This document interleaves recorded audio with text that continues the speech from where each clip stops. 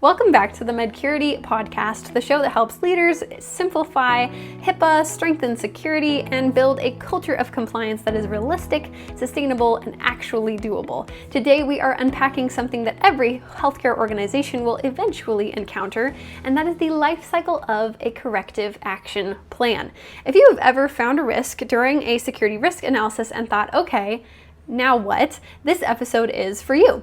We are going to walk through step by step how a corrective action plan is created, how it gets implemented, and what it looks like to fully close it out. So let's get started. A corrective action plan is exactly what it sounds like. This is a structured plan to fix a security or compliance gap that was found during an assessment, an audit, or a real-world incident. So think of it as your roadmap. You identify the problem, outline the steps that you are going to take to fix it, assign responsibility, set timelines, document the progress, and eventually verify that the risk has been resolved.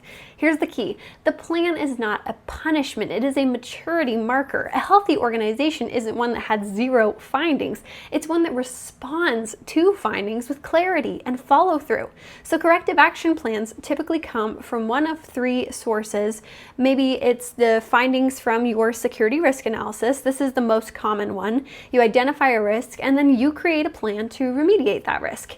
It might come from an internal review or an incident. A password wasn't changed quickly enough, an employee accessed something that they shouldn't, new technology was implemented without documented safeguards, anything like that.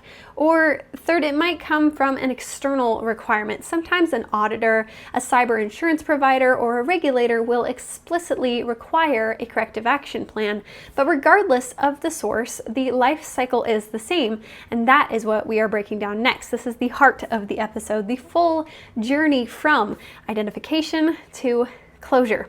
So step one is identification. This step answers the question, what happened and why does it matter? Good identification includes the specific risk or the issue that was discovered, where it was found in a system, a policy, a workflow, an incident, the potential impact, like the likelihood and the severity of this impact, and any contextual details that you might need to understand this risk. For example, passwords are not enforced to meet the minimum complexity requirements, creating an increased risk of unauthorized access. And that becomes the anchor of your corrective action plan. Step two is going to be your root cause analysis.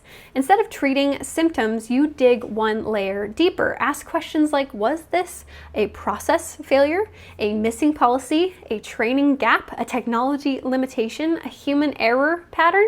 To continue on with our password example, your root cause may be the password settings were never configured in Microsoft 365 after migration. And now you know what you are actually going to fix. Step three is your remediation plan creation, and this is where you outline the solution. A strong remediation plan takes 5 components. The first are specific actions to be taken, which is not just saying improve passwords, but might be saying configure Microsoft 365 to enforce 12-character minimum passwords with complexity. Second, a responsible person or persons, and that assigns ownership, who is accountable for making sure that this happens. Third, it should have a timeline and a due date. Every corrective action plan should have this reasonable and achievable time frame because auditors who see this will want to see intention and pace. Fourth, it should include required resources. So anything budget, software, IT support, training sessions, whatever's needed should be included in there. And fifth should be your success criteria. So how will you know that this risk is fixed? What does done look like? And when the step is documented clearly, all of the rest of this plan becomes easier. Step 4 is going to be implementation. This is the execution phase. Responsibilities might include making the technical or structural changes, updating or creating policies, training staff where it's needed, coordinating with IT or with vendors, and gathering proof, right, that every task is completed. And documentation during implementation is essential because saying we think we did it doesn't hold up later. Step 5 is going to be verification. This is one of the most overlooked steps. Verification answers the question, okay, did our remediation actually work? Good verification might include screenshots, audit logs, updated policies, confirmation from IT, test results, rerunning a certain assessment. If you implemented a fix, but you can't prove it, then auditors may treat that as incomplete. And step 6 is going to be closure.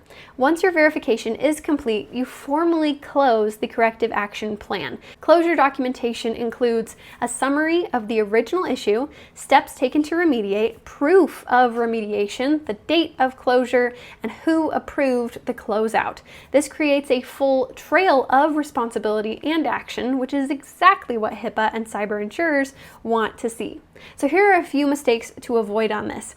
The first would be creating a corrective action plan that is too big or is unrealistic. This plan should be measurable and doable, not overwhelming. Another mistake might be not assigning clear responsibility, because if everyone owns it, then no one owns it. Another might be forgetting about that proof. If you can't prove it, regulators will assume that it didn't happen. Or never closing out your old corrective action plans. Leaving them open could signal a maturity gap. Or finally, copy and pasting corrective action plans from other organizations. Every plan you make should reflect your real environment and processes. 3 quick wins that you can implement right now are to 1, review your open findings and prioritize top risks, because clarity is going to eliminate overwhelm. 2, build corrective action plans with clear success criteria, because if you define done, then your chance of actually finishing goes way up. And 3, create a simple corrective action plan tracker. Even a spreadsheet can work for this, with dates, owners, statuses, and proof.